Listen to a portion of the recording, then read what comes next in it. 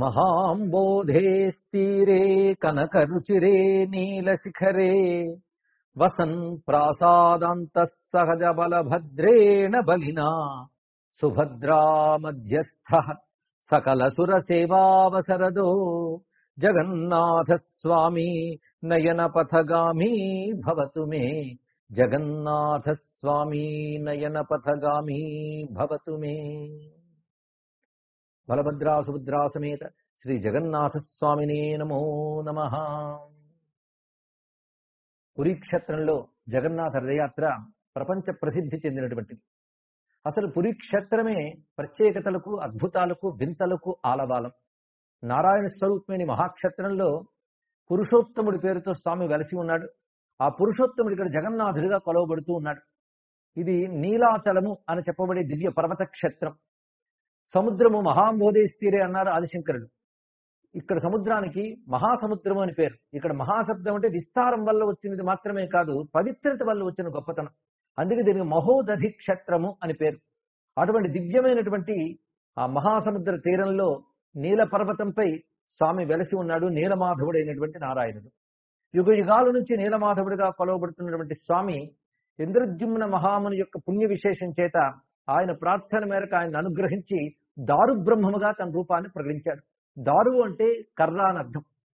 ఒక దివ్యమైనటువంటి వేప వృక్ష రూపంలో స్వామి ఇక్కడ వ్యక్తమై దాన్ని 4 భాగాలుగా చేసి శిల్పం చెక్కమని ఆజ్ఞాపించగా ఆ ఆజ్ఞను అందుకున్న బ్రహ్మదేవుడు విశ్వకర్మ చేత స్వామి మూర్తులను మలిచాడు. ఆదిగా ఇది ఒకే దారువు నుంచి మలచబడిన 4 మూర్తులు. అంటే ఒకే విష్ణువు 4 స్వరూపాలతో ఇక్కడ ఉన్నాడని తెలుసుకోవాల్సింది. అసలు జగన్నాథ అనేటువంటి మాటలోనే 4 ఉన్నారని శాస్త్రం చెప్తున్నది. జకారస్తు జగన్నాథ, బలభద్రో గకారక, నకారో సుభద్ర రూపాచ, థకారోపి సుదర్శన. జగన్నాథుడు, బలభద్రుడు, సుభద్ర, సుదర్శన దేవుడు మొత్తం 4 ఒకే దారువు నుంచి ఏర్పడినవి. జకారం జగన్నాథుని తెలియజేస్తుంది, గకారం బలభద్రుని, నకారం సుభద్రను, థకారం సుదర్శుని తెలియజేస్తుంది అంటారు. కానీ జగన్నాథ అనే మాట 4కి వర్తిస్తుంది, లేదా 4 రూపాలతో ఒకే నారాయణ బ్రహ్మంకు వర్తిస్తుంది. ఇందులో పూర్ణస్వరూపుడైనటువంటి వాసుదేవుడే జగన్నాథుడిగా పిలువబడుతూ నల్లని వదనంతో చక్రనైలాలతో ప్రకాశిస్తూ ఉంటాడు. ఆయన అంశరూపమైన సంకర్షణుడు మహాబలస్వరూపుడు. ఆ బలస్వరూపమే బలభద్రునిగా భాషిస్తుంది. ఇక సుభద్రాదేవి వైష్ణవి మాయా శక్తి. ఆ శక్తి స్వరూపం విష్ణు సహోదరి అయినటువంటిది. అందుకే సహోదరుని సుభద్రాదేవితో తన అంశరూపమైనటువంటి బలభద్రునితో అనగా సంకర్షణతో నారాయణ స్వరూపుడైన వాసుదేవుడు శ్రీకృష్ణ పరమాత్మ ఇక్కడ ప్రకాశిస్తున్నాడు. ఇక జ్ఞానస్వరూపము సకల విధములైన అవాంతరాల్ని, అవిద్యల్ని, అసురు శక్తుల్ని దునుమాడే సుదర్శన దేవుడు నారాయణ యొక్క లీలా విభూతి. ఆయన కూడా ఇక్కడ ఒక స్తంభాకారంలో మలచినటువంటి ఒక శిల్పంపై చక్ర రూపంలో దర్శనమిస్తూ ఉంటాడు. ఈ 4ంటిని దివ్యమైనటువంటి క్షేత్రంలో రత్నవేది అనబడేటువంటి వేదికపై భవ్యమైన మందిరంలో ఆరాధన చేస్తూ ఉంటారు. రథయాత్ర ఆషాఢ శుద్ధ విధి నాడు ప్రారంభమవుతుంది. ఆ రోజున విగ్రహాలు ఎక్కడ మలచబడ్డాయో ఆ చోటికి స్వామి బయలుదేరతాడు. అంటే ఇంద్రద్యుమ్నుడు యజ్ఞం చేసి అక్కడ విశ్వకర్మ చేత దివ్యమైన శిల్పాలు నిర్మింపబడిన చోటు ఏదైతుందో దానికి గుండిచా మందిరము అని పేరు. ఆ గుండిచా మందిరానికి చేసే యాత్ర పేరు రథయాత్ర. సర్వజనులను అనుగ్రహించడానికి మూల విరాట్టులే కదిలి వచ్చి రథంపై కదులుతారు. అది విశేషమైన అంశం. ఏ క్షేత్రంలోనిది ఇక్కడ మూల విరాట్టులే కదిలి వస్తారు. ఆ మూల విరాట్టులు దారు బ్రహ్మం. మరొక ప్రత్యేకత ఏంటంటే 12 ఏళ్లకు ఒకసారి అధిక మాసం వచ్చినప్పుడు ప్రత్యేకంగా ఈ దారువులను మార్చుతారు. దానికో పెద్ద ప్రణాళిక ఉంటుంది, పద్ధతి ఉంటుంది, సంప్రదాయం ఉంటుంది. అందుకే అద్భుతాల క్షేత్రం అనుకున్నాం.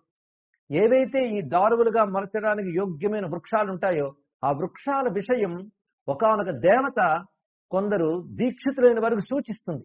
ఆ సూచనను అందుకుని వారందరూ కూడా మేళతాళాలతో వెళ్ళి ఆ వృక్షాల వద్దకు వెళితే ఆ వృక్షాలపై వివిధమైన చిహ్నాలు కనబడతాయి. ఆ చిహ్నాలు బట్టి ఆ వృక్షాలని గుర్తించి ఏ వృక్షంతో జగన్నాథుని, ఏ వృక్షంతో బలభద్రుని, ఏ వృక్షంతో సుభద్రని మలచాలి అనేది తెలుసుకుని తత్ప్రకారంగా ఆ ప్రతిమల్ని మలుచుతారు. అప్పుడు పాత ప్రతిమల్లో ప్రతిష్ఠ చేసినటువంటి దివ్య శక్తిని తిరిగి వీటిలోకి బదలాయించి ఆ పాత ప్రతిమలని తిరిగి వాటిని పూడ్చే పద్ధతి కూడా ఉంటుంది. ఇది నవకళేబరోత్సవము అంటూ 12 సంవత్సరాలకు ఒకసారి జరుగుతూ ఉంటుంది అధిక మాసం వచ్చినప్పుడు. అదొక ప్రత్యేకత. రథయాత్ర మాత్రం ప్రతి ఏడాది చేస్తూ ఉంటారు. రథస్థం వామనం దృష్ట్వా పునర్జన్మ నవిద్యతే అని శాస్త్రం చెప్తున్నది. రథంపై ఉన్నటువంటి విష్ణువుని చూస్తే మరి పునర్జన్మ ఉండదు అని. ఇది శాస్త్రం చెప్పిన అంశము తాత్వికంగా కూడా మనం దర్శించవచ్చు. భౌతికంగా హిందూ క్షేత్రంలో చెప్పే ప్రతి అంశము తాత్వికంగా ఒక ప్రత్యేకతను సంకేతిస్తాయి. భౌతికంగా క్షేత్రము, తాత్వికంగా శరీర క్షేత్రం. ఇదం శరీరం కౌంతేయ క్షేత్రమిత్యభిధీయతే అన్నారు. ఈ శరీరానికి పురి అని పేరు. నవద్వారే పురే దేహి అంటూ శాస్త్రం చెప్తూ ఉంటుంది. ఇక్కడ నవద్వారాల పట్టణము, పురము ఈ శరీరం. అందుకు పురి క్షేత్రం అంటే శరీరమే క్షేత్రం. ఈ క్షేత్రంలో రథయాత్ర జరుగుతుంది. కదలకుండా ఉన్నది అని చూసినప్పుడు క్షేత్రం అవుతున్నది, కదులుతున్నది అని చూసినప్పుడు రథం అవుతున్నది. రథం అంటే బ్రహ్మణశీలత్వాత్ రథ అని. దీనికి ఉపనిషత్ భాష చెప్తున్నది ఏంటంటే ఇంద్రియాణి హయాన్యాహు, ఇంద్రియములు గుర్రములు, బుద్ధే పగ్గములు, అలాగే జీవుడే ఇందులో ఉన్నటువంటి రథి. ఇలాంటి విషయములన్నీ ఉంటాయి. ఇలాంటి శరీరానికి అసలు శక్తి ఇస్తున్నటువంటి వాడు ఎవరు అంటే కృష్ణుడే, ఆ నారాయణుడే, ఆ పార్థసారథియే. అది శరీర రథంలో ఉన్నటువంటి పరమాత్మను ఎవడు దర్శిస్తున్నాడో వాడికి మరి జన్మ ఉండదు అని చెప్తున్నారు. మనలో ఉన్న పరమాత్మను మనం దర్శించగలగాలి. ఇది విశేషమైన అంశం. అదే ప్రతి క్షేత్రంలో రథయాత్రలో ఉన్న పరమార్థం అది. అంతేకాదు ఆలయాల్లో కొన్ని నియమాలతో అర్చింపబడుతున్న స్వామి రథయాత్ర పేరుతో ఊరేగించి ఎందరినో అనుగ్రహిస్తాడు. అది కూడా రథయాత్ర ఉన్నటువంటి గొప్ప పరమార్థం. ఈ క్షేత్రంలో రథయాత్రకు ప్రత్యేకత ఉన్నది. ఈ క్షేత్రంలో రథయాత్ర, కృష్ణ భక్తి వీటితో ముడిపడి అనేక గాథలు కూడా ప్రసిద్ధిగా ఉన్నాయి.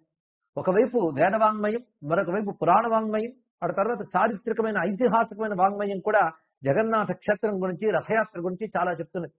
ముఖ్యంగా భవ్యమైన ఉత్కళ సంస్కృతి, ఉత్కళ భాష జగన్నాథమయం. అక్కడ ఉన్నటువంటి శిల్పకళ, చిత్రకళ, సంగీతము, నాట్యము, సాహిత్యము అంతా కూడా జగన్నాథ శోభతో ప్రకాశిస్తూ ఉంటుంది. అలాగే ఒక మహా సంస్కృతి జగన్నాథ సంస్కృతిగా వ్యాపించి ఉన్నది. అలాంటి విశేషమైనటువంటి ఈ క్షేత్రంలో ప్రతి ఏడాది వైశాఖ శుక్ల తృతీయ నాడు, అంటే అక్షయ తృతీయ నాడు విధి విధానంగా హోమాలు చేసి రథాలు తయారు చేయడం ప్రారంభిస్తారు. 3 రథాలు తయారు చేస్తారు ఇక్కడ. ఈ 3 రథాలని తయారు చేయడం అనేటువంటిది కూడా ఒక పద్ధతిగా ఉంటుంది. ఎందుకంటే ఈ రథాలపై శిల్పించినటువంటి ప్రతిమలు గాని, అదేవిధంగా గుర్రాలు గాని, ఇవన్నీ దేవతామూర్తులు. అందుకే ఆ దేవతామూర్తులు ఎలా ఉంటారో శాస్త్రం చెప్తుంది. దాన్ని అనుసరించి ఇక్కడ ఈ రథాలను ఏర్పాటు చేస్తారు. పైగా జగన్నాథ క్షేత్రానికి ప్రత్యేకమైనటువంటి శాస్త్రం ఒకటి ఉన్నది. అక్కడ ఉన్నటువంటి ఆగమాలు ఒకవైపు వైదిక పద్ధతి, మరొక వైపు వేద సమ్మతమైన తాంత్రిక పద్ధతి, మరొక వైపు వైష్ణవ పద్ధతిలో ఉంటాయి. అందుకే ఇక్కడ శక్తిమయమైనటువంటి ఆరాధన కూడా, అంటే కాళీ, తార మొదలైన శక్తి యంత్రాలు కూడా ఆ క్షేత్రంలో ఉన్నాయి అని పెద్దలు చెప్తూ ఉంటారు. అందుకే అక్కడ ఆగమం వేరు, అక్కడ పద్ధతి వేరు, వాటి ప్రకారం అక్కడ జరుగుతూ ఉంటుంది. ఆ ఆలయంలో విశేషించి భవ్యమైనటువంటి నీలచక్రము అనే పేరుతో విశేషమైనటువంటి అష్టధాతు నిర్మితమైన స్థలం కూడా ఉన్నది. అంత భవ్యమైన దేవాలయ శిఖరంపై ప్రకాశిస్తూ ఉంటుంది ఆ చక్రం. దానికో ప్రత్యేకత ఉన్నది. ఆలయ నిర్మాణం ఒక ప్రత్యేకం, రథం మరొక ప్రత్యేకం. ఈ రథం చేయడం అయిన తర్వాత ఆయా దేవతలను అక్కడ ఆవాహన చేస్తారు. అందుకే అనేక దేవతాశక్తులతో కూడుకున్నవి ఈ 3 భవ్య రథాలు అని తెలుసుకోవాలి. ఇప్పుడు రథయాత్ర గురించి ప్రత్యేకంగా చెప్తున్నాం గనక ప్రస్తావించడమే అని, క్షేత్రంలో చెప్పుకోవడానికి ఎన్నెన్నో విశేషాలు ఉన్నాయి. ప్రస్తుతం రథయాత్రలో జగన్నాథుని రథం పేరు నందిఘోష. ఇది 16 చక్రాలతో ఉంటుంది. రథం పైన పసుపు, ఎరుపు రంగులతో ఉన్న వస్త్రాన్ని గోపురంలో అమర్చుతారు. అలాగే దానిపై ఉన్న ధ్వజంపై శక్తులు హనుమంతుడు, చంద్రుడు, శంఖము ఉంటాయి. ఇక శంఖ, వలాహక, శ్వేత, హరిదస్వ అనబడే 4 తెల్లని గుర్రాలు అమర్చబడి ఉంటాయి. ఈ రథానికి పాలకుడు గరుత్మంతుడు, సారథి దారుకుడు.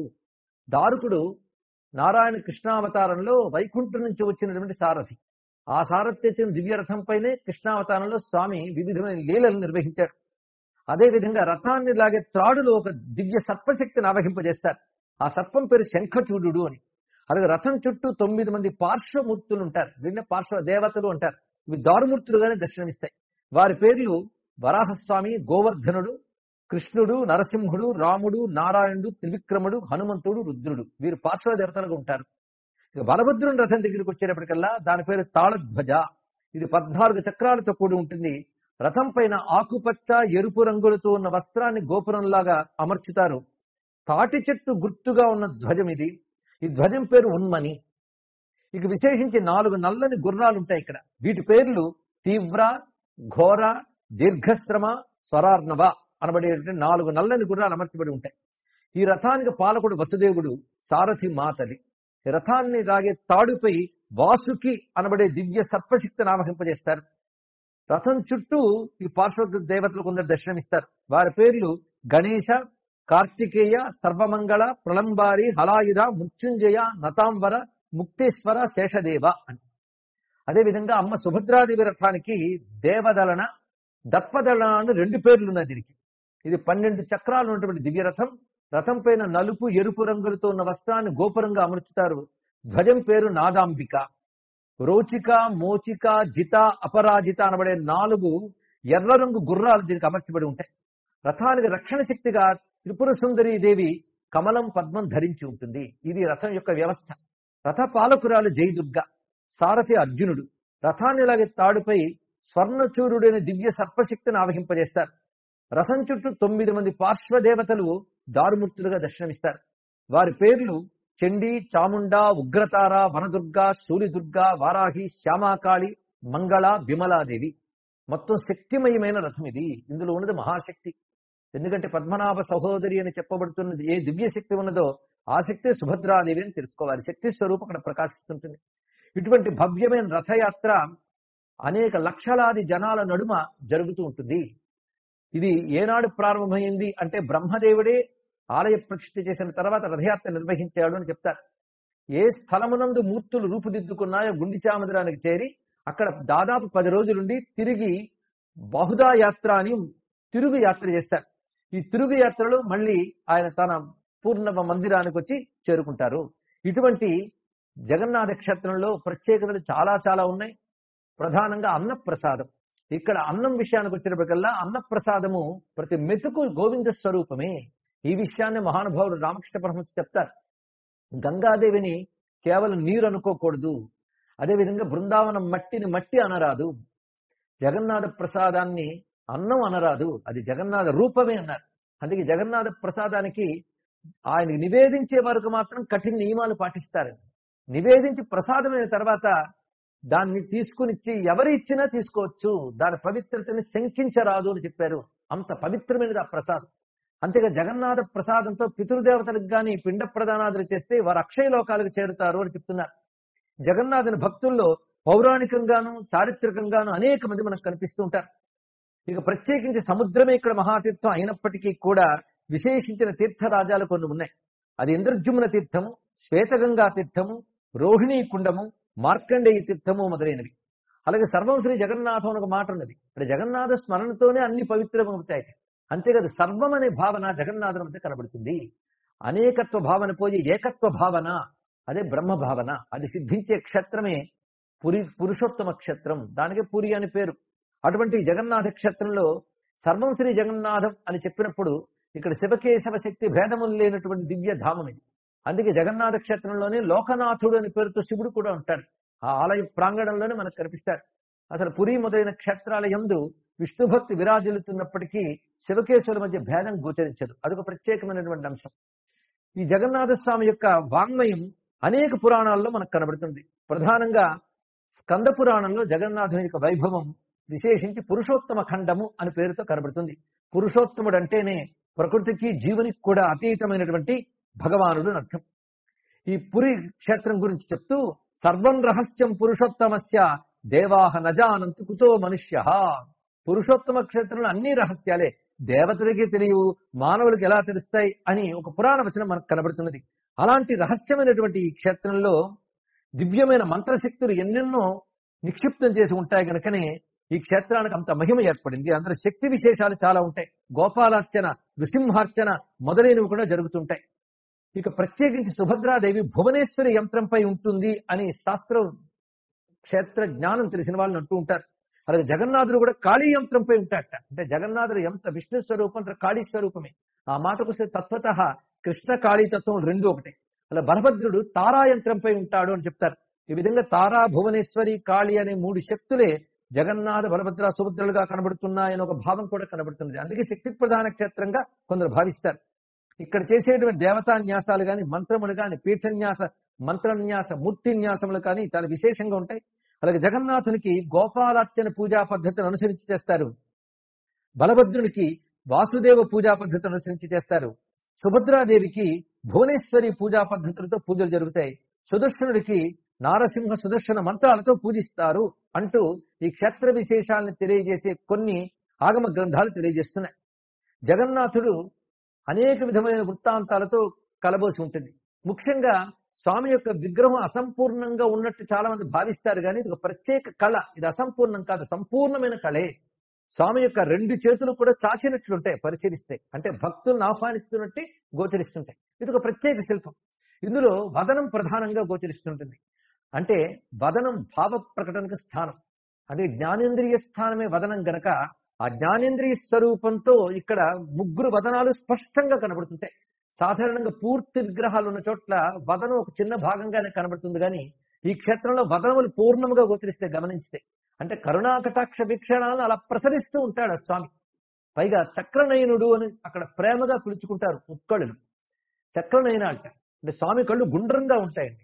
ఈ గుండ్రంగా ఉండడానికి సంకేతం ఏమిటి అంటే అది అనంత దృష్టికి సంకేతం. వృత్తం ఎప్పుడు అనంతత్వానికి సంకేతం కనుక అలాంటి అనంత దృష్టి కలిగిన వాడు అని చెప్పడానికి స్వామి సర్వ జగత్తుని, అణువు మొదలు బ్రహ్మాండం వరకు సర్వ జగత్తుని సర్వకాలాలలోనూ దర్శిస్తూ ఉంటాడు.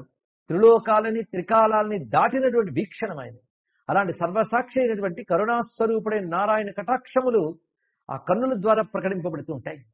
ఇక మందహాస వదనంతో ప్రకాశిస్తుంటాడు.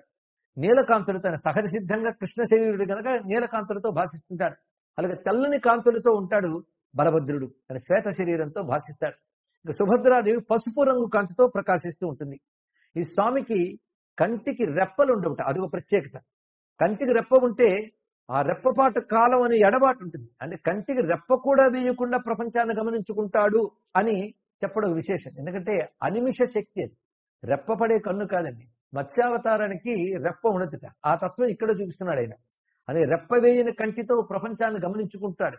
ఆయన రెప్ప వేస్తే జగత్తుకు ప్రళయమే. అలాంటి భవ్యమైన మూర్తి అది.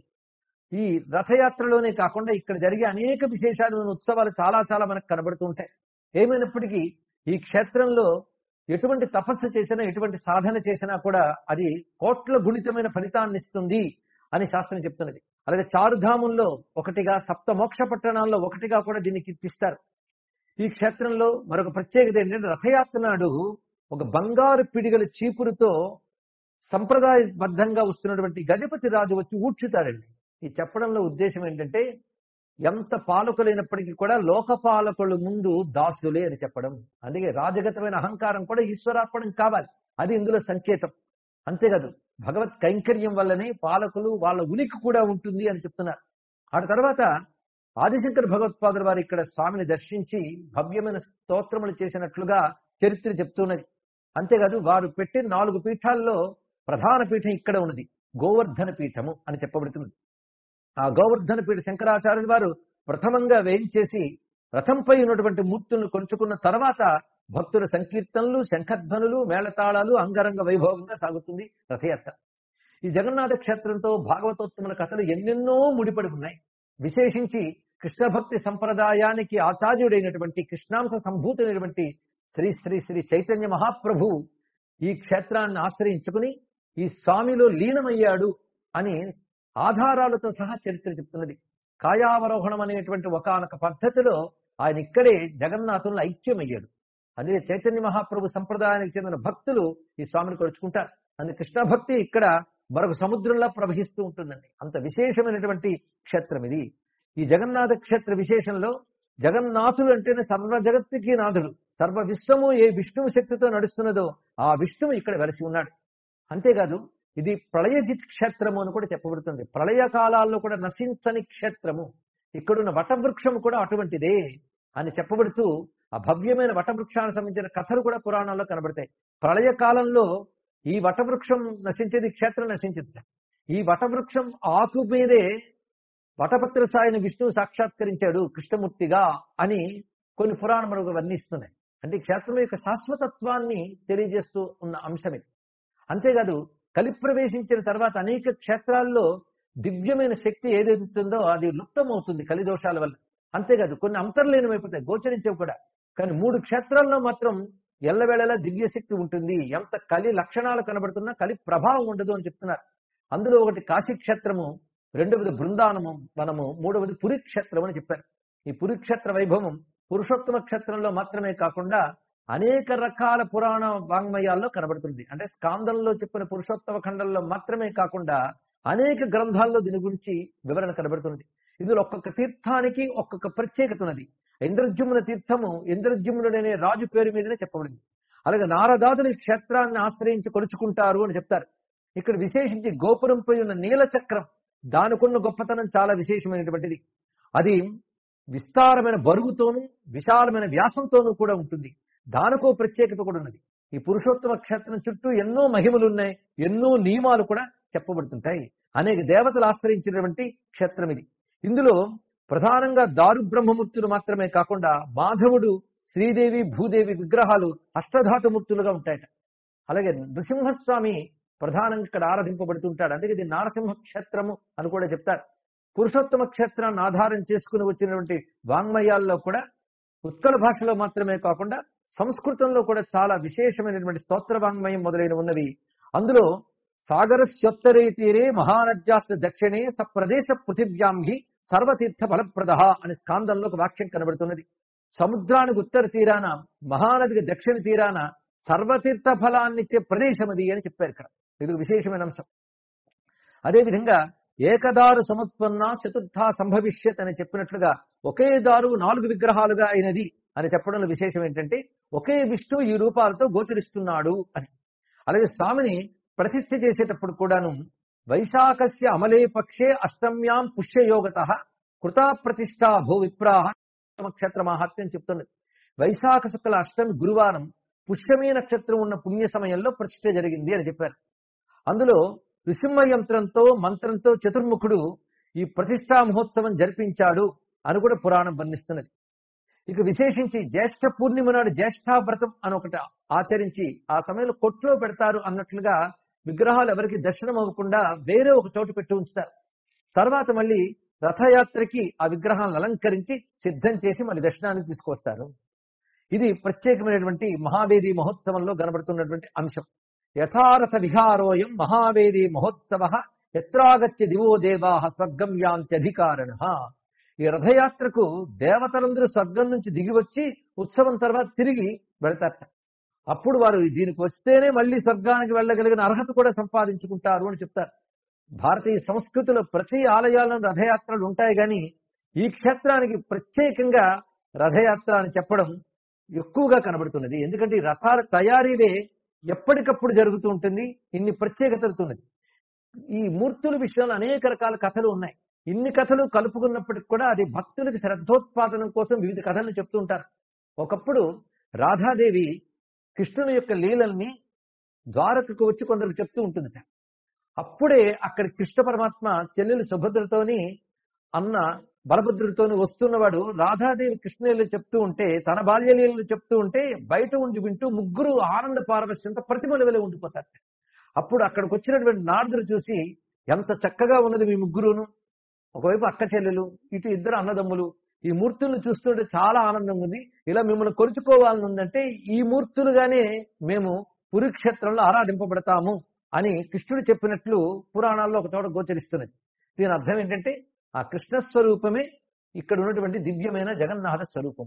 చిత్రం ఏంటంటే ఈ క్షేత్రము కృష్ణావతారానికి పూర్వం నుంచి ఉంది. ప్రళయజిత్ క్షేత్రం అని చెప్పుకున్నాం కదా, అప్పుడు నీలమాధవుడిగా ఆరాధింపబడుతున్నవాడు. కాశీలో బిందు మాధవుడు, ప్రయాగలో వేణి మాధవుడు, ఈ క్షేత్రంలో నీలమాధవుడు. ఇలా మాధవుని యొక్క దివ్యమూర్తుల్లో ఈ క్షేత్రం అత్యంత ప్రధానమైనటువంటిది.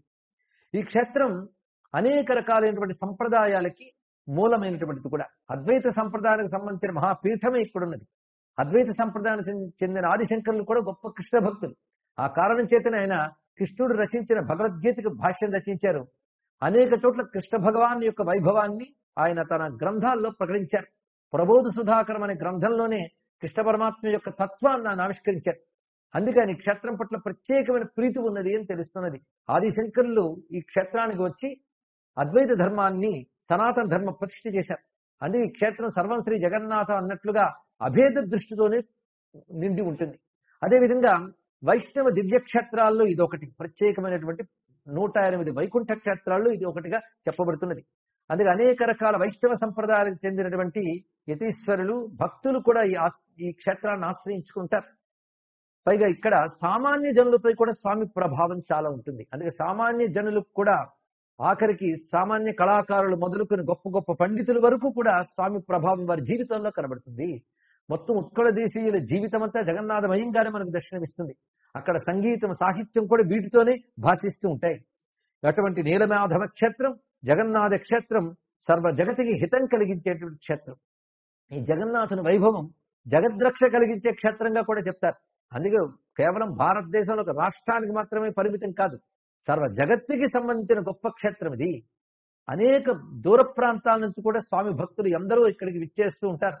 ఎందరికీ ఇష్టదైవంగా ఆరాధింపబడుతున్నటువంటి జగన్నాథుడు, జగన్నాథుని సంస్కృతి, ఇది భారతీయ సంస్కృతిలో ప్రధానమైన భాగంగా చెప్పబడుతుంటాయి. ఇక్కడ ఇటువంటి అభేద క్షేత్రంలో ఈ దివ్య మహిమలు, అద్భుతాలను మనం మననం చేసుకుంటూ అటువంటి జగన్నాథ స్వామికి నమస్కారం చేసుకుంటూ